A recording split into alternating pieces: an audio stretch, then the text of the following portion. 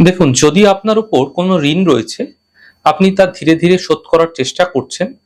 আপনি সম্পূর্ণ ঋণ শোধ করার চেষ্টা করলেও বিভিন্ন বাধা বিপত্তি আসছে, কিন্তু যে ঋণগ্রাহী রয়েছে, যার থেকে আপনি ঋণ নিয়েছেন, সে আপনাকে কোনো না কোনোভাবে বারংবার সমস্যায় ফেলে দিচ্ছে।